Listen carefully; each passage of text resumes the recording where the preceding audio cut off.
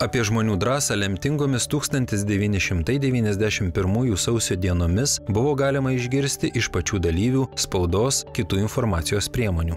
Tačiau laikas bėga, į užmarštį nugramzdina kraupius vaizdus, palengvina dvasinės bei fizinės kančias. Gyvųjų pasaulį palieka tautą sukrėtusių įvykių liudininkai. Šiandien galima rasti daug straipsnių ar knygų, kuriuose nagrinėjama faktinė medžiaga, pateikiamas situacijos, įvykių, politikų ir visuomenės vaidmens įvertinimas. Atsimenu, kur stovėjau, ką veikiau, ką kalbėjau, ką jaučiau, kaip ir dauguma kolegų žurnalistų iš Lietuvos televizijos, tomis dienomis budėjome pasikeisdami prie aukščiausiosios tarybos. Rengėme tiesioginės transliacijas, kalbinome gynėjus minioje, skleidėme informaciją apie sovietinės kariuomenės ir jos kolaborantų veiksmus, prisimena Seimo narys Linas Balsys. Ta naktį iš sausio 12 į sausio 13 man irgi teko iš pradžių dieną atidirbti vieną pamainą, paskui jau susiruošus grįžti, pasigirdo, pamačiau, kad vyksta šaudymai, kad prie bokšto, kad šviesos, reiškia, eina šaudymo garsai. Aš apsisukęs grįžau čia atgal prie aukščiausios tarybos, na ir toliau budėjau jau su mikrofonu rankoje, su operatorium, fiksavom viską, kas vyksta, nes aš žiūrėjau į laikrodį ir sakiau reguliariai kas kelios minutės, ką matau, kas kur važiuoja, ar atvažiuoja koks tankas, ar šarvuotis, ar kareiviai ateina, ar neateina, ką žmonės kalba. Na, tiesiog bandžiau tai fiksuoti kaip kronikai ateičiai, jeigu staiga čia mus užimtų, okupuotų, tai kad išliktų kronika dokumentuota, kas vyko. Aš nežinau, kur dabar tos juostos yra dingusios, gal nedingusios, gal kažkur yra, aš jas labai norėčiau kada nors surasti ir pažiūrėti, nes tiek operatorius, tiek aš, mes, tiek žmonės, kurie dirbo pulte, režisieriai, inžinieriai, mes žinojame, kad televizijos jau nebėra, kad bokštas už kelių minučių bus užimtas ir aš džiaugiuosi, kad dar kažkuriam paskui dokumentiniam filme, kurį daug buvo sukurta, mačiau, kad mano balsas išėjo į eterį jau po to, kai televizija buvo užimta, bet dar kilnojamoji televizijos stotis turėjo ryšį su bokštu tiesiogiai, o bokštas dar buvo neužimtas. Tai dar mes spėjome kažką pranešti, kas čia vyksta prie Nepriklausomybės aikštės.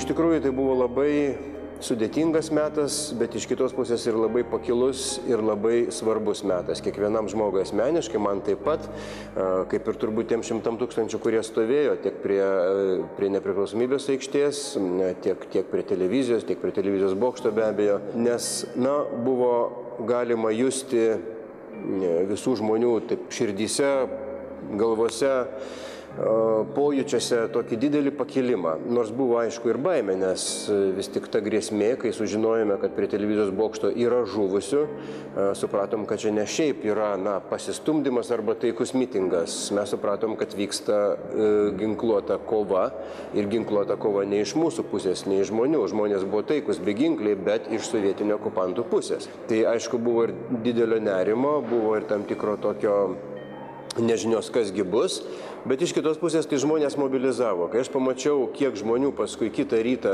čia padaugėjo, susirinko į šitą aikštę prie aukščiausiosios tarybos rūmų ir kaip tie žmonės nesitraukdavo dienom ir naktim, kaip žmonės atvažiuodavo iš rajonų, iš kaimų, ūkininkai atveždavo mums visiems maisto, reiškia, kas ką turėjo, ir dešrų, ir kumpių, ir skilandžių, ir duonos savo keptos, ir arbatos, reiškia, karštų gėrimų, kad žmonės nesušaltų, buvo galima jaustis labai didelę solidarumo dvasią. Tai va, ta solidarumo dvasia tikrai yra labai man didelė vertybė ir aš manau, kad tą vertybę mes turėtume išsaugoti ir toliau.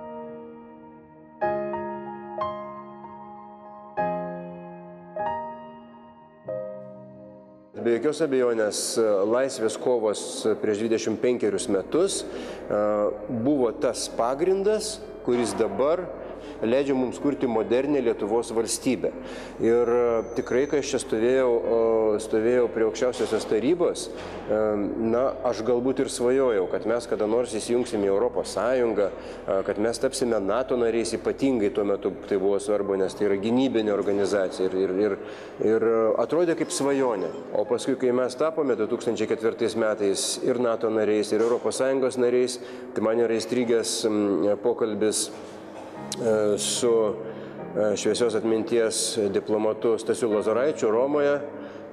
Man teko bendrauti, kai dirbau irgi žurnalistų Briuselėje daug metų, tai mes taip kalbėjom, vaikščiojom ir sutikom, kad tai iš tikrųjų yra stebuklas, kad Lietuva per tokį trumpą laiką, nuo 1991 iki 2004, nuėjo visą kelią nuo posovietinės valstybės su tokiom posovietiniam struktūrom, su posovietiniu mentalitetu. Mes labai greitai įvykdėm visas reformas, įvykdėm valstybės reformą, administravimo reformą, sukūrėme tas europietiškas struktūras, įgyvendinom ES teisės aktus per 10 metų. Tas pats su NATO mėnesių vėliau, tai yra mėnesių anksčiau su NATO. Mes pripažįstami kaip deramai pasirengę, kaip demokratinė valstybė, kaip turinti normalią vakarietiško tipo kariuomenę, kuri gali įsijungti į NATO bendradarbiavimo sistemą.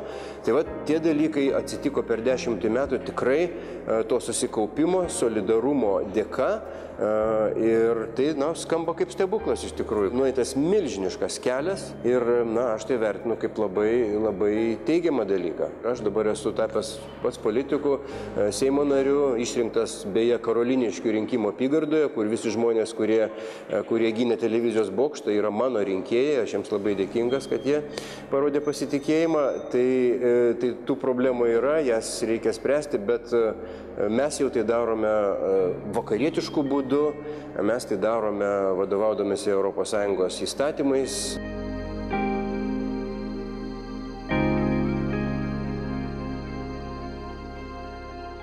Mes turbūt netekome per tuos 30 mečius beveik milijono žmonių, kalbam apie 700 000 maždaug, bet niekas tiksliai nežino, nes ne visi yra viešai deklaravę, kiti išvykę ir nedeklaravę, kad jie išvykę. Tai taip, tai yra didžiuliai žmonių skaičiai, didžiuliai srautai.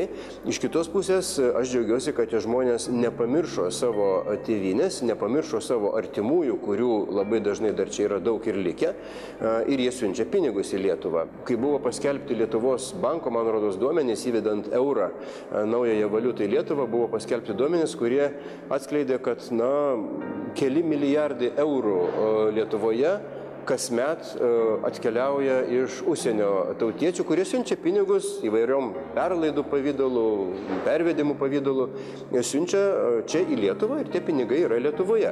Tai yra labai gerai, nes tie žmonės, tie pinigai padeda atsigauti mūsų ekonomikai, pakelia perkamąją galią, tarkim, senų tėvų, kurie čia likę, ar galbūt giminių, kurie neišvykę arba negali išvykti.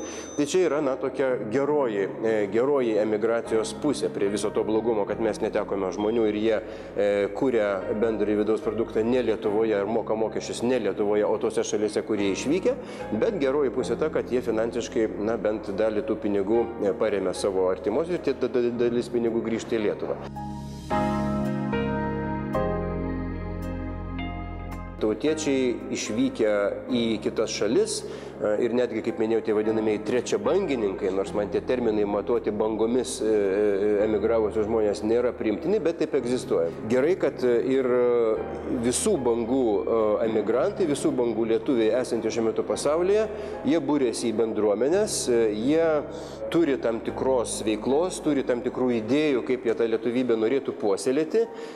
Džiaugiuosi, kad yra ir susiformavę tokie, ir formalūs arba oficialūs ryšiai tarp išeivijos atstovybių arba bendruomenių ir čia Lietuvos valdžios institucijų. Tai pas mus Seime yra jau veikia, daugelį metų veikia Pasaulio lietuvių bendruomenės ir Seimo bendra komisija. Dabar dar Seime nuo pernai metų yra įsteigta nauja nuolatinė, tai yra statutinė nuolatinė migracijos komisija, yra atskira taryba prie vyriausybės, kuri kuruoja irgi pasaulio lietuvių reikalus. Tai tas yra labai gerai, yra pasaulio lietuvių bendruomenės Seimas, kurio kaip tik pernai vasarą įvyko pasaulio PLB Seimo rinkimai, aš čia dalyvavau, stebėjau, labai įdomu, džiaugiuosi, kad išrinkta nauja valdyba, bet aišku yra labai svarbu, kad tas ryšys nenutrūktų. Ypatingai svarbu, kad nenutrūktų ryšys tarp Lietuvos valdžios institucijų ir išeivijos organizacijų. Ypatingai, kai mes kalbame apie lituanistinį ugdymą ir lituanistinį švietimą, tas lituanistinės mokyklėles, kurių tikrai per visą pasaulį yra daug, bet jos ne visos vienodo lygio, ne visos turi vienodai gerai parengtų specialistų, ne visos turi geras programas, pagal kurias galėtų mokyti, pavyzdžiui, vaikus lietuvių kalbos. Lietuvių bendruomenių problemos yra labai skirtingos. Ir čia, vis tik tai aš manau, Lietuvoje, tarp Lietuvos valdžios institucijų truputėlį trūksta ir koordinacijos, truputėlį trūksta tokio šiltesnio, artimesnio, draugiškesnio požiūrį į lietuvių bendruomenės užsienyje. Aš nepritariau, kai buvo naikinamas migracijos departamentas, dėja jis yra panaikintas ir mes matome to pasekmes, kad vis tik tai ta koordinacija, pagalba ir parama išeivijos bendruomenėms yra pasidariusi tokia ganėtinai chaotiška. Jeigu dar kažkiek yra remiamos labiau lietuvių bendruomenės tose, tarkim, kaip Baltarusija, tose posovietinėse šalyse, rytų Europos šalyse, tai tokia parama kaip bendruomenėms kitose pasaulio šalyse, kokiai nors Brazilijoje, arba kad ir tose pačiose Jungtinėse Amerikos valstijose, nežiūrint, kad yra turtinga šalis ir ten gyvenantis lietuviai, nėra gal kokie labai skurstantis, bet ir nėra labai turtingi, jeigu būsime atviri.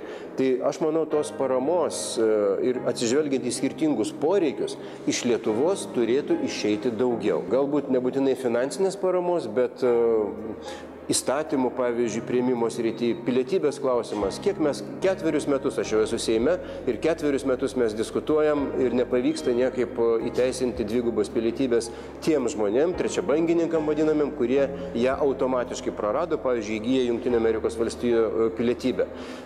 Ir vyksta didžiulė diskusija, mes įstrigom ties Konstitucinio teismo, mano supratimu, nelogiškais išaiškinimais, kad to daryti negalima. Tai dabar turim 2 rūšių pasaulio lietuvius. Vieni, kuriem galima turėti dvigubą pilietybę, o kiti, kuriems taiga negalima. Tai yra negerai. Ir čia yra jau mūsų Lietuvos ir politikų, ir valdžios, ir vyriausybės atstovų problema, kad nepavyksta, reiškia, to įgyvendinti. Bet aš tikiuosi, kad pavyks. Pasaulio lietuvių savoka turbūt yra ypatingai teisinga, nes mes turime labai didelę emigraciją. Jeigu pažiūrėsim visas emigracijos bangas nuo pats XIX amžiaus, tai tikrai daugiau negu 1 milijonas, o gal ir koks 1,5 milijono lietuvių yra ne Lietuvoje. Galbūt jau 3., 4., 5. karta yra ne Lietuvoje, taip kad pasaulio lietuvių savoka yra ir aš manau, kad pasaulio Lietuva irgi yra. Aišku, pasaulio Lietuvos centras turi būti ta Lietuva, kuri yra čia, kurioje mes dabar stovim ir kalbam, čia prie aukščiausios tarybos, kurią mes gynėme 91 metais ir kurios laisvę gynėme ir atkūrėme nepriklausomybę. Tai čia yra pasaulio Lietuvos centras. Mes esame maža, moderni valstybė ir mes turime būti atviri pasauliui. Lietuviškoji tapatybė man asmeniškai yra susijusi su europietiška tapatybė. Ir aš tą pajutau, kai dirbau ir gyvenau Briuselėje, dirbdamas žurnalistu Briuselėje, korespondentu, man tekdavo labai daug keliauti ir po pasaulį. Ir pavyzdžiui, nuvykus Jungtinės Amerikos valstijas ir grįžtant iš Jungtinių Amerikos valstijų, kažkaip supranti, kad tu esi iš Europos. Yra kažkas tokio, kai tu supranti, kad aš esu iš Europos. Kažkas kitko, kažkas tokio mažesnio, jaukesnio, žalesnio galbūt. Tai vat, ir kai nusileidžia lėktuvas, kur nors būdavo Briuselio oro uoste, jau tu jautiesi lyg ir namuose. Jau namuose, nes jau Europoje.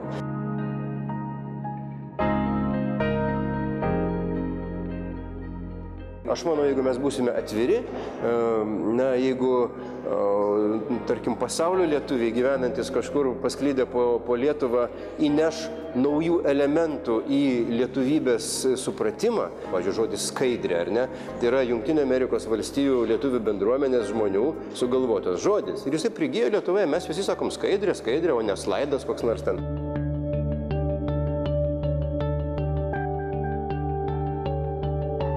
Aš manau, kad lietuvis turi būti modernus, vakarietiškos mąstysenos, neprovincialus, neužsidaręs vien tik tai savo tokiam siauram Lietuvos geografinės ribose, turi būti atviras savo mąstymu, turi būti liberalus.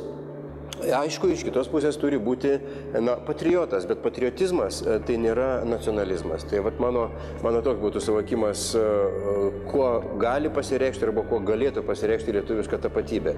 Tai tie dalykai viens kitam neprieštarauja. Jie yra puikiai suderinami, tik galbūt reikia dar šiek tiek vieno kito dešimtmečio, kad mūsų ir mūsų anūkų ir proanūkių mentalitetas jau tikrai būtų toks.